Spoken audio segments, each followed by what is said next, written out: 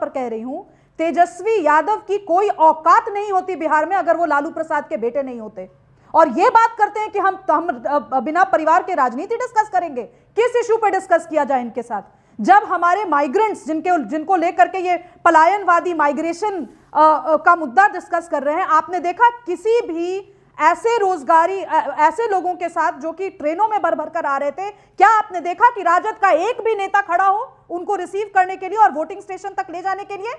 बकवास करते हैं कि ये पलायन का मुद्दा बनाते हैं। और ये किससे पलायन की बात कर रहे हैं? ऐसे कितने लोगों से इन्होंने जाकर पूछा कि बिहार से पलायन क्यों हुआ, मैं क्यों दिल्ली आई पढ़ाई करने के लिए? ये पूछा कभी तेजस्वी यादव ने?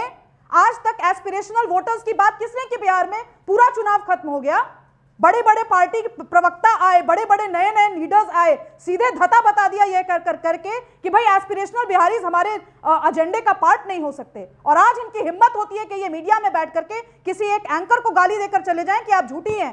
शर्म आनी चाहिए राजद को उनके प्रवक्ताओं पर। और मैं एक और बात जोड़ दूं रूबिका जी, बाकी जो रिजल्ट जो हुआ वो उस पर तो मीमांसा होती रहेगी, लोग लिखते रहेंगे, मैं भी लगातार लिख रही हूं, लेकिन मैं एक बात बहुत स्पष्टता से कहना चाहती हूं। जिस जंगल राज को लेकर हम लोगों के मन में आज तक खौफ है कि अगर लालू प्रसाद यादव के फैमिली का कोई भी लीडर, चाहे वो मीसा भारती हो, चाहे वो रोहिणी आचार्य ही क्यों ना हो, वो आ जाएंगे तो जंगल राज कैसा होगा, प्रियंका भारती और कंचना यादव जैसी प्रवक्ताओं ने एंश्योर किया है कि उसकी एक झलक हमें टेलीविजन पर पूरे डिजिटल स्पेस में ताउम्र दिखती रहेगी।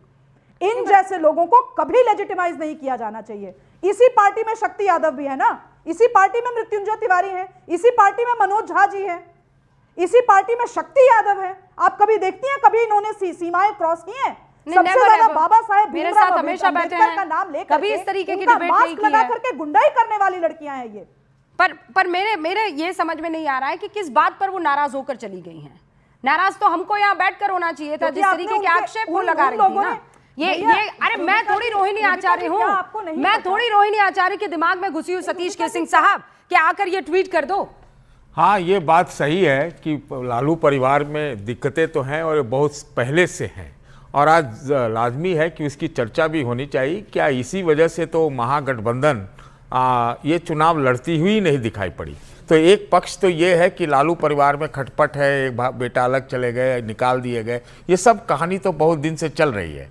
और हमको तेजस्वी यादव के बॉडी लैंग्वेज से भी लगता है कुछ थके हुए से, कुछ वजन भी बहुत ज़्यादा बढ़ गया है, हमको कभी वो पॉजिटिव बॉडी लैंग्वेज में नहीं दिखे।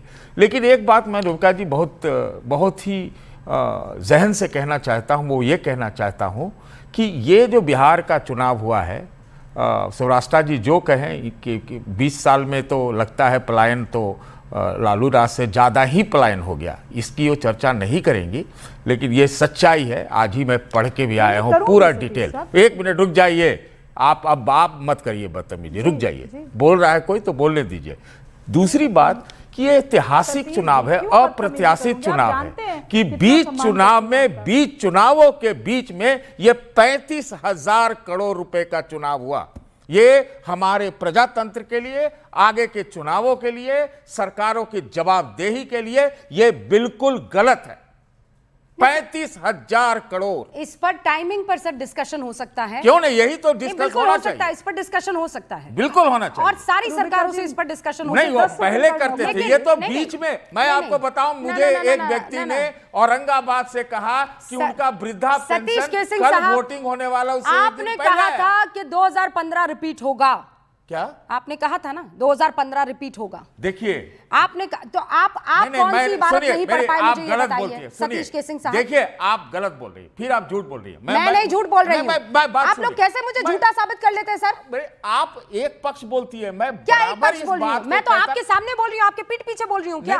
अरे आपने ये भी तो कहा कि नीतीश जी के फेवर में हो सकता है, ये भी तो कहा। मैंने कहा कि अगर होना है तो हो सकता है कि 2015 हो जाए, ये भी दोनों साथ कहा। दोनों बातों को रखिए। क्या दोनों बातों को? देखिए, आपने ये कहा वेट फॉर द रिजल्ट्स। आज नीतीश जी के नाम पर आपने ये कहा सतीश जी, आज तो मैं तो आपके चैनल पर बहस करता रहा। हाँ, बहस करते नीतीश का चेहरा घोषित क्यों नहीं कर रहे हैं? वो अलग बात भ्रम बना के क्यों? अलग बात है। आपने मुझसे ये कहा था कि इस बार जो रिजल्ट्स आएंगे वो एकदम अलहदा रिजल्ट होंगे। अलहदा रिजल्ट तो है, अलहदा तो है, अप्रत्याशित और झूठा क्यों कह रहे हैं? 2015 का क्या रिजल्ट था बताइए, क्या था 2015 का रिजल्ट? वो मैंने कहा ये दो ही पॉसिबिलिटी है, है। या तो सामाजिक न्याय की जीत होती है, या दूसरा यह है कि सामान्य तौर पर यह सबको पता था कि नीतीश जी के चेहरा पर इस बार कोई एंटी इनकम्बेंसी नहीं है और महागठबंधन आपस में उलझती हुई नजर आई। यह तो सबको क्लियर था, लेकिन इसी बात का डर था ना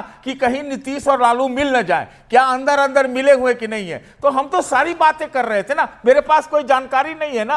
अब तो ये लोग चुनाव नतीजे पर सवाल उठा रहे हैं और उठाने वाले कुछ अपना लेके आएंगे। मैं क्या कहूं कि नहीं उठा रहे हैं? नहीं उठा रहे हैं तो आप मुझे ये बताइए ना, मैं सर्टिफिकेट दे दूं कि गलत उठा रहे हैं। सर एक सेकंड, के शर्मा जी भी यहाँ पर हैं और यहाँ वकील साहब भी हैं। जल्दी से शुभ रास्ता 30 सेकंड में, और उसके बाद के शर्मा जी और वकील साहब आपका रुक कर रही है। जी 30 सेकंड। धन्यवाद रूबिका जी। सतीश सर का मैं सम्मान करती हूँ, बहुत वरिष्ठ हैं, मैंने कभी बदतमीजी का प्रयास नहीं किया। लेकिन मैं एक चीज मैं जरूर बोलूंगी, अगर आज चुनाव ऐसे होते जिसमें कि जेडीयू को बहुत अच्छी सीटें मिली होती और भाजपा को थोड़ी कम सीटें मिली हुई होती, यही सतीश सर के शब्द बिल्कुल बदल गए होते।